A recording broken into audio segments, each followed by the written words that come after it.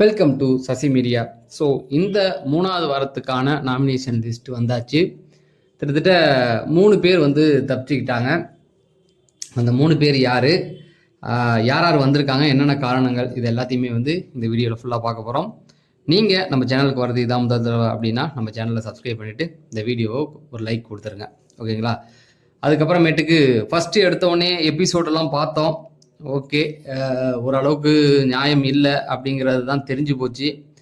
சரி, முட்டு கொடுக்கட்டும். எவ்வளோ நாள் போகிறாங்க, என்ன பண்ணுறாங்கன்றதை கவனிக்கலாம். ஏன்னா 2 வாரம் தானே போயிருக்குது. இன்னும் ஹெவியான பிரச்சனைகள் பேசப்படலை, வீட்டுக்குள்ளே இருக்கிற பிரச்சனைகள் பேசப்படலை. சிலருக்கு ஆதரவு தரது அப்படிங்கிறத விஜய் சேதுபதி கடைப்பிடிச்சிக்கிட்டே வராரு. ஆனால் எப்படியா இருந்தால் என்ன, வெளியில் போகிறது தான். வீட்டுக்குள்ளே சேஃபாக இருக்கிறவங்க வெளியில் நாரிரும் அப்படிங்கிறது தான். ஆனால் இன்னொரு விஷயம் இதில் தெளிவாக புரிஞ்சுக்கணும். இன்னும் ஒரு 2-3 வாரங்களில் ஒயில் கார்டு உள்ளே வருவாங்க. ஒயில் கார்டு வந்ததுக்கு அப்புறமேட்டுக்கு சொல்ல முடியாது, அதுக்கு அடுத்த வாரம் கூட வரலாம், இந்த வாரத்தில் கூட வரலாம். ஆனால் அவங்க வந்தால் கேம் உள்ள ஒரு மாற்றங்கள் கண்டிப்பாக வரத்துக்கு வாய்ப்புகள் இருக்குது. போன தடவை அப்படி தான் ராணவெலாம் வந்து கொஞ்சம் மாற்றி கொடுத்தான். பார்க்கலாம். நாமினேஷனை பொறுத்த வரைக்கும் 3 பேர் தப்பிச்சுக்கிட்டாங்க. அந்த 3 பேர் யாருன்னா, லக்ஸரி ஹவுஸில் வந்து நாமினேஷன் பாஸ் வந்து 3 பேருக்கு தருவாங்க, 4 பேர் வந்து சேஃபாக இருக்கணும் அப்படிங்கிற மாதிரி ஒரு ரூல் இருந்தது. இந்த வாட்டி என்னென்னா 5 பேர் வரணும். ஏன்னா அவங்க டாஸ்கில் தோத்துட்டனால 5 பேர் வரணும். அப்போ அந்த 5 பேர் யாருன்னு பார்த்தீங்கன்னா, எப்படியா இருந்தாலும் முதல்ல அந்த 5 பேர் வந்து இப்போ வீடு மாறணும். வீடு யார் வேணால் மாறலாம். ஆனால் மாறாமல் அந்த வீட்டுக்குள்ளே இருக்க போகிறது யாருன்னு பார்த்தீங்கன்னா, ஒன்று இவங்க பார்வதி, இன்னொரு பக்கம் வந்து வாட்டர்மெலன். இவங்க மாற மாட்டாங்க. ப்ளஸ் இவங்க வந்து போன வாரம் தான் வந்தாங்க. பாக்கி எல்லாருமே 3-4 வாரமாக அங்கேயே இருக்கிறனால வெளில போங்கன்னு தான் கண்டிப்பாக சொல்லுவாங்க அவங்கெல்லாம். அது வீட்டுக்குள்ளே இருக்கிறதே நாமினேஷன்லேருந்து தப்பிக்கணும் தான். இருந்தால் நாமினேஷனில் வந்து தான் ஆகணும். ஏன்னா விஜய் பார்வதிலாம் என்ன சொல்லுவாங்கன்னா, நான்லாம் 2 வாரமாக வரேன்னு. இப்போ ரம்யாலாம் என்ன சொல்லுவாங்கன்னா, 1 வாரமாக தானே வந்துக்கிட்டு இருக்காங்க. அதனால் அவங்க பேர்லாம் வந்துடும். வாட்டர்மெலனும் அவங்களும் 2 பேருமே வந்து பார்த்தீங்கன்னா இந்த வாட்டி நாமினேஷன் வரமாட்டாங்க. அந்த பக்கம் யார் தப்பிப்பானா, வழக்கம் போல் கேப்டன் யார் அப்படின்னு பார்த்தீங்கன்னா கனி இருந்திருந்தால் இந்த வாட்டி வந்திருப்பாங்க. அது அவங்க பண்ண வேலைக்கு சரி கரெக்டாக காப்பாற்றி விட்டாங்களோ அப்படிங்கிற மாதிரி தான் எனக்கு இருக்குது. சரி, இதெல்லாம் முடிச்சிடலாம். இப்போ பாக்கி எல்லாருமே உள்ளே வந்து தான் ஆகணும். இதில் எனக்கு தெரிஞ்சு 10 பேர் அப்படிங்கிற மாதிரி சொல்கிறாங்க.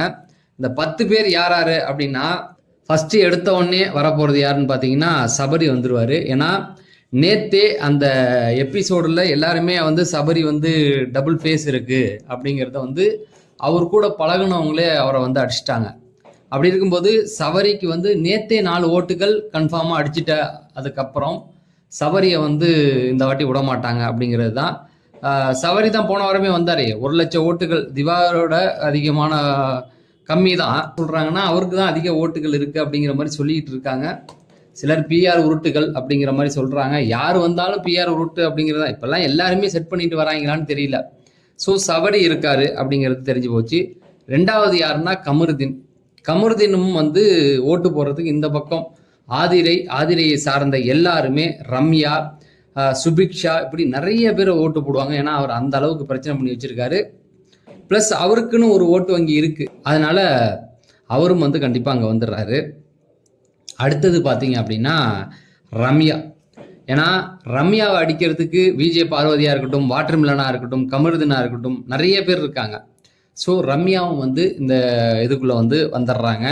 அதுக்கப்புறமேட்டுக்கு பார்த்தீங்கன்னா ஆதிரையை வந்து எனக்கு தெரிஞ்சு எல்லாருமே அடிப்பாங்க.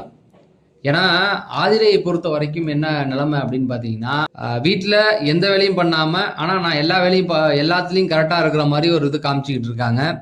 ப்ளஸ் வெளியில் பிஆர் ரூட்டுகள் நிறைய இருக்குது அவங்களுக்கு.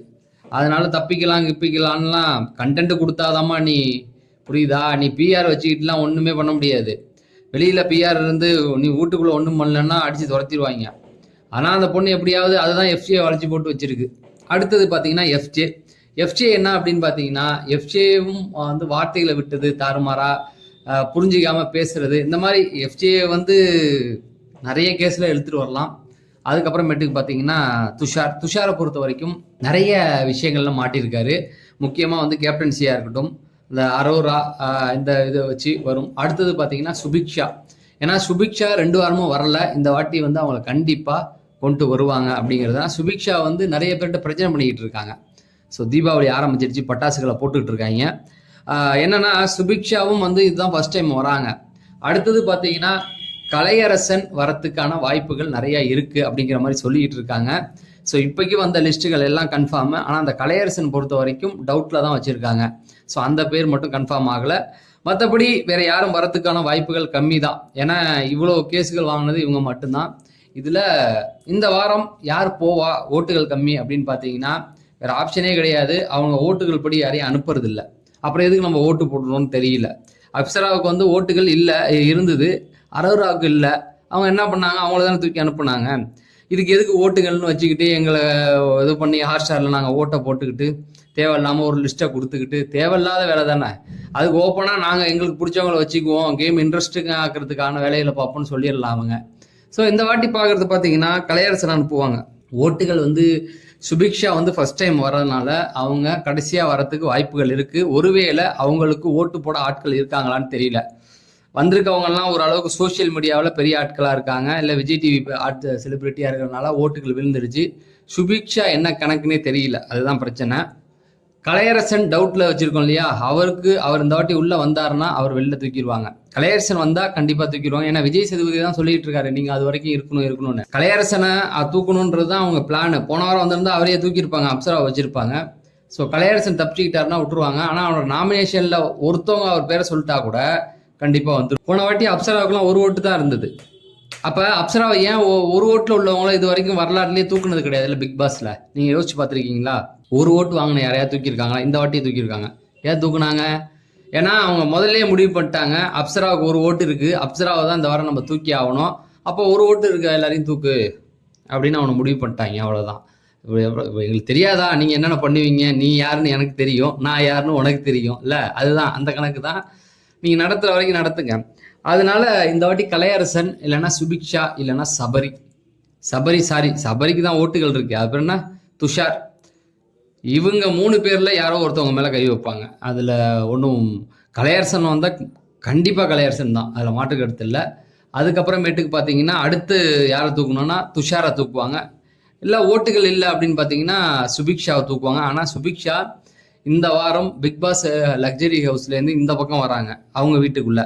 அதனால கண்டிப்பாக அவங்கள வச்சு நிறைய கண்டென்ட் போகிறதுக்கு வாய்ப்புகள் இருக்குது. அவங்கள அடிக்கிறதுக்கு நிறைய பேர் காத்துக்கிட்டு இருப்பாங்க. உண்மையாக சொல்ல போனால் விஜய் பார்வதியே இறங்கி பண்ணுவாங்க. ஏன்னா 2 வாரம் அவங்கள போட்டு அவ்வளோ வேலை வாங்கியிருக்காங்க. அந்த வீட்டுக்கு நாங்கள் உண்மையாக இருப்போம்னு சொல்லி இங்கே நிறைய பேரை பகைச்சிக்கிட்டாங்க. ஸோ அது அவங்களுக்கே பேக் ஃபயர் ஆகும். ஏன்னா அவங்க நிறைய அந்த மாதிரிலாம் பண்ணிட்டாங்க. அவங்க பண்ணலன்னு சொல்லவே முடியாது. வேலை வாங்குறது, இந்த மாதிரி காய்கறி எடுத்து ஒளிச்சு வைக்கிறது, இந்த மாதிரி நிறைய அவங்க வினையெல்லாம் பண்ணியிருக்காங்க. அது என்னன்னா இவங்க வீட்டுக்குள்ளே வரும்போது இங்கேருந்து போகிறவங்க அவங்கள வேலை வாங்குவாங்கல்ல. அப்போ என்னால் முடியல, அது பண்ண முடியல, இது பண்ண முடியாதுன்னு சொல்ல முடியாதுல்ல. ஒரு வேளை கமருதீன் உள்ளே போயிட்டு இந்த வீட்டுக்கு வந்து சுபிக்ஷா வேலை வாங்கினா என்ன பண்ண முடியும்? அவன் தான் மோடி வீட்டு தரமாக எல்லாம் பண்ணிட்டு இருக்கானே. ஸோ அதெல்லாம் நடக்கிறதுக்கு வாய்ப்பு இருக்குது. இதுதான் நாமினேஷன் லிஸ்ட். தொடர்ந்து நம்ம சேனலில் வந்து அப்டேட்டிங்கள் கொடுத்துக்கிட்டு இருக்கோம். ஸோ நீங்கள் பார்க்கும்பொழுது லைக் பண்ணலன்னா லைக் பண்ணிட்டு, சேனலை சப்ஸ்கிரைப் பண்ணலன்னா சப்ஸ்கிரைப் பண்ணிடுங்க. உங்களுடைய கருத்துக்கள் எதுவாக இருந்தாலும் கமெண்ட் செக்ஷனில் சொல்லுங்கள், அதுக்கு நம்ம பதில் கொடுப்போம் அப்படின்னு சொல்லி நான் விடைபெறேன். நன்றி, வணக்கம்.